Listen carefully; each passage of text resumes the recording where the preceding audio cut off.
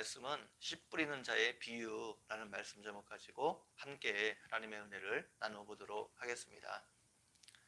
마태복음 13장은 주로 하나님 나라에 대해 비유로 말씀해주고 있습니다. 오늘 본문은 하나님 나라에 대한 비유라고 명시적으로 나와 있지는 않지만 하나님 나라가 어떻게 우리 가운데 이루어지고 어떻게 열매를 맺는지에 대해서 말해주고 있습니다. 그것은 말씀을 통해서 그렇게 된다는 것입니다. 9절에서 귀 있는 자는 들으라 말씀하고 있습니다. 말씀을 들을 때 주의해서 들으라는 말씀입니다. 말씀을 들을 때 주의해서 집중해서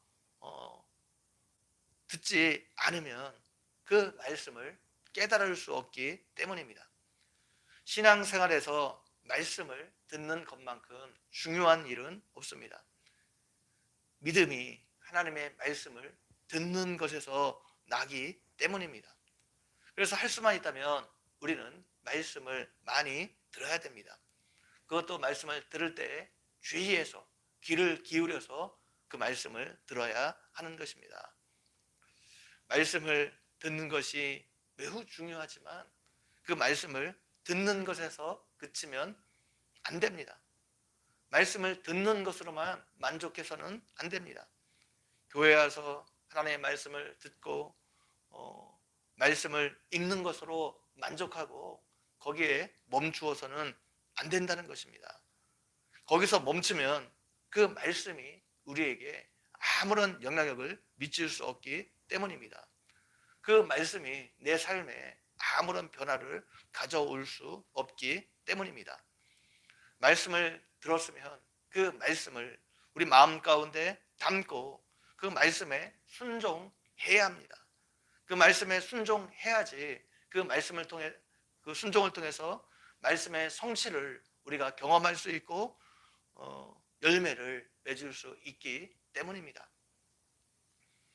농부가 네 종류의 밭에 씨를 뿌렸습니다. 똑같은 씨를 뿌렸습니다. 그런데 어떤 밭은 열매를 맺었고 어떤 밭은 열매를 맺지 못했습니다. 씨에는 아무런 문제가 없었습니다. 똑같은 씨를 뿌렸습니다. 그러나 문제는 밭의 상태에 문제가 있었습니다. 밭의 상태에 따라서 어떤 씨는 열매를 맺기도 했고 어떤 씨는 열매를 맺지 못하기도 했습니다. 이처럼 하나님의 말씀이 열매를 맺기 위해서는 사람의 마음 상태가 중요하다는 것입니다.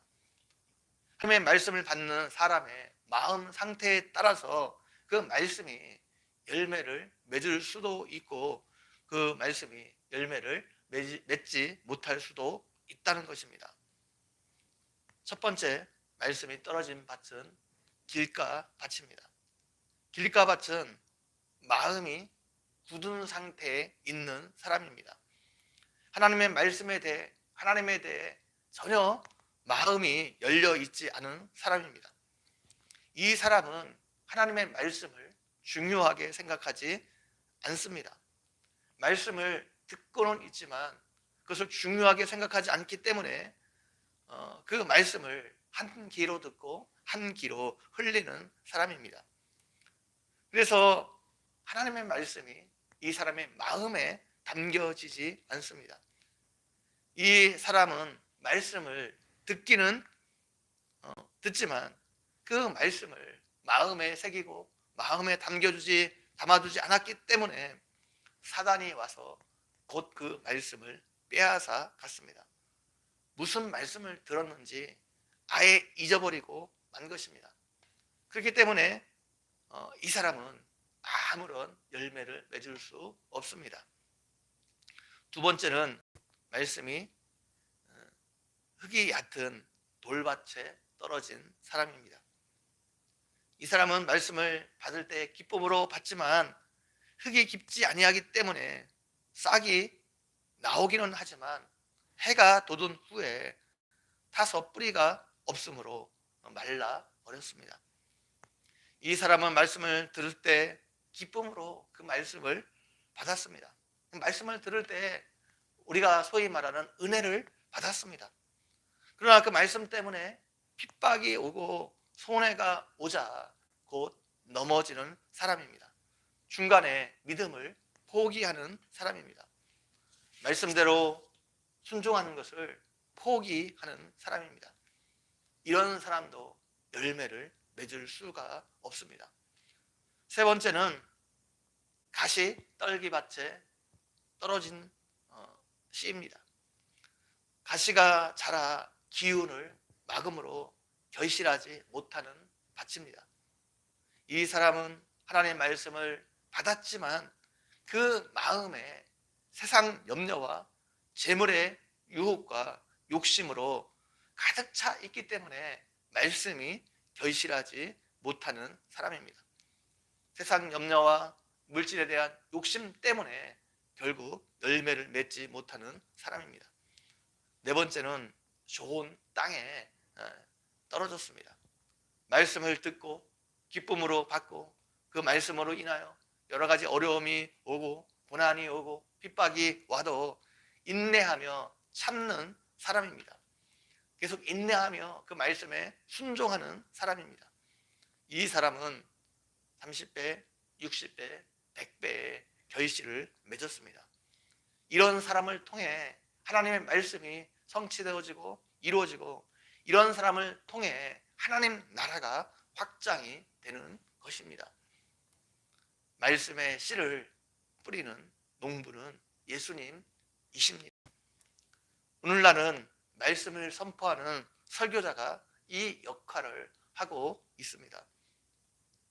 똑같은 하나님의 말씀을 전해도 듣는 사람의 마음 상태에 따라 전혀 다른 열매를 맺을 수 있습니다.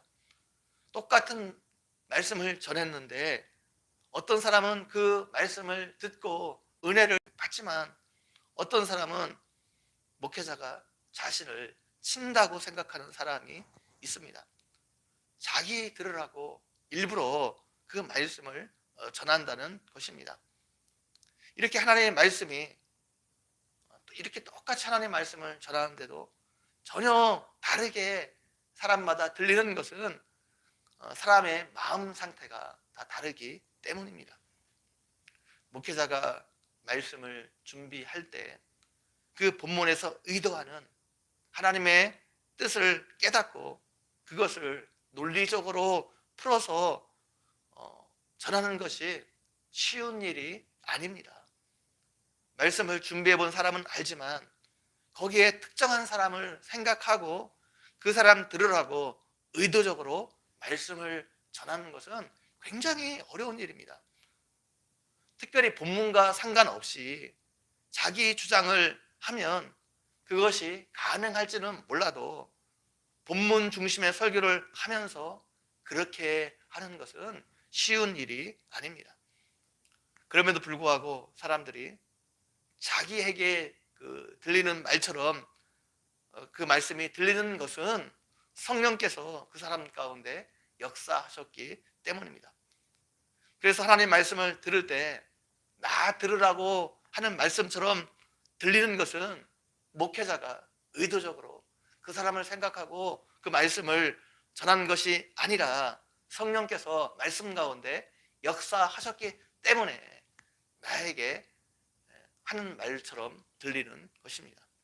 그렇기 때문에 더더욱 그 말씀을 새겨 들어야 하는 것입니다. 하나님의 말씀을 준비하고 전하는 목회자가 책임져야 될 부분이 물론 있습니다. 그런데 오늘 본문은 그런 부분은 말하지 않고 그 말씀을 듣는 성도의 마음 자세에 대해서 말하고 있습니다. 그 마음 자세에 따라서 똑같은 말씀을 듣고 열매를 맺을 수도 있고 맺지 못할 수도 있다는 것입니다. 우리가 하나님을 사랑하면 하나님의 말씀에 그 말씀을 들을 때 귀를 기울이게 되어 있습니다. 우리가 하나님을 사랑하고 하나님을 신뢰하면 하나님의 말씀을 듣고 그 말씀에 순종할 수 있습니다. 결국 우리가 하나님 말씀을 듣고 순종하고 열매를 맺기 위해서는 하나님을 사랑하고 하나님을 신뢰해야 하는 것입니다. 그래야 말씀에 귀를 기울일 수 있고 그 말씀에 순종할 수 있기 때문입니다. 오늘 예배 참석한 여러분 모두는 하나님을 사랑하고 그 말씀을 듣고 그 말씀에 순종함으로 여러분을 통해서 그 말씀이 성취되어지고 열매 맺고 하나님 나라가 확장되는 일에 쓰임받는 여러분 모두가 되기를 주님의 이름으로 간절히 축원드립니다. 기도드리겠습니다. 하나님 아버지, 오늘도 말씀을 통해서 은혜 주신 것 너무나 감사합니다. 우리가 하나님의 말씀을 들을 때 그 말씀에 집중하게 도와주시고 그 말씀이 나에게 하시는 그 하나님의 음성으로 듣게 도와주시고 그 말씀을 우리 마음 가운데 새기고 묵상하고 순종함으로 그 말씀의 성취를 우리 삶에 맛보게 도와주시고 또 그것을 통해서 하나님 나라가 나를 통해 확장되어질 수 있도록 그게 쓰임받는 우리가 되어줄 수 있도록 함께해 주시기 원합니다. 감사합니다. 예수님의 이름으로 기도 올려옵나이다. 아멘.